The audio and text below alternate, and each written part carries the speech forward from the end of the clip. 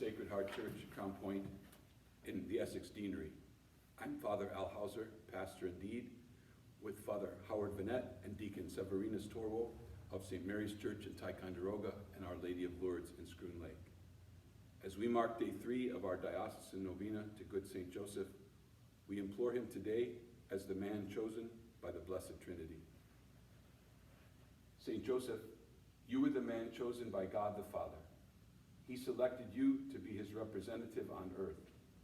Hence, he granted you all the graces and blessings you needed to be his worthy representative. You were the man chosen by God the Son, desirous of a worthy foster father.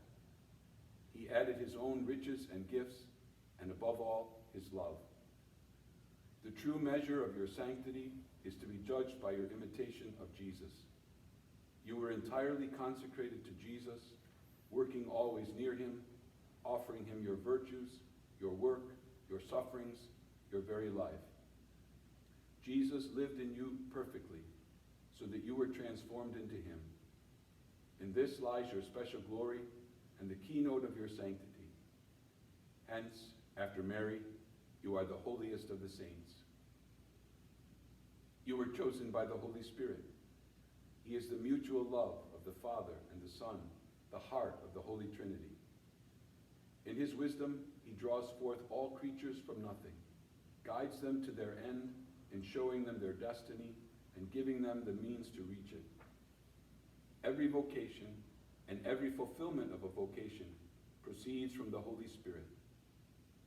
As a foster father of Jesus and head of the Holy Family, you had an exalted and most responsible vocation to open the way for the redemption of the world and to prepare for it by the education and guidance of the youth of the God-man. In this work, you cooperated as the instrument of the Holy Spirit. The Holy Spirit was the guide. You obeyed and carried out the works.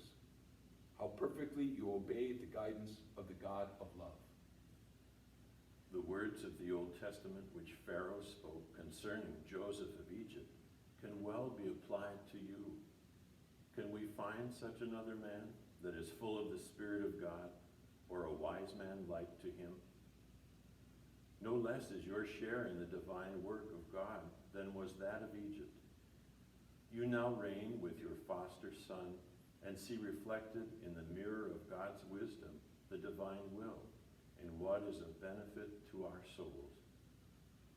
Saint Joseph, we thank God for having made you the man specially chosen by him. As a token of your own gratitude to God, obtain for us the grace to imitate your virtues so that we too may be pleasing to the heart of God. Help us to give ourselves entirely to his service and to the accomplishment of his holy will, that one day we may reach heaven and be eternally united to God as you are. Saint Joseph, we, your unworthy children, greet you. You are the faithful protector and intercessor of all who love and venerate you. You know that we have special confidence in you, and that after Jesus and Mary, we place all our hope of salvation in you. For you are especially powerful with God and will never abandon your faithful servants. Therefore, we humbly invoke you and commend ourselves with all who are dear to us and all that belong to us to your intercession. We beg of you, by your love for Jesus and Mary, not to abandon us during life and to assist us at the hour of our death. Glorious Saint Joseph, spouse of the Immaculate Virgin, obtain for us a pure, humble, charitable mind and perfect submission to the divine will. Be our guide, our Father, and our model through life, that we may merit to die as you did, in the arms of Jesus and Mary. Loving Saint Joseph, faithful follower of Jesus Christ, we raise our hearts to you to implore your powerful intercession in obtaining from the divine heart of Jesus all the graces necessary for our spiritual and temporal welfare, particularly the grace of a happy death and a special grace we now employ.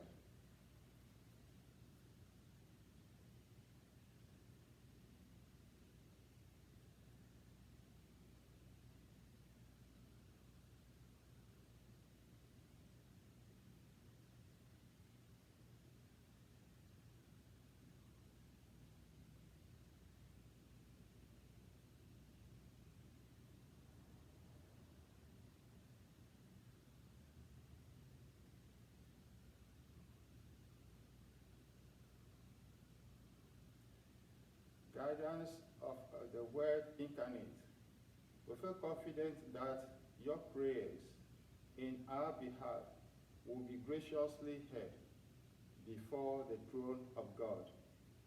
Amen. Remember, most pure spouse of Mary, ever Virgin, our loving protector, Saint Joseph, that no one ever had recourse to your protection or asked for your aid without obtaining relief. Confiding, therefore, in your goodness, we come before you and humbly implore you.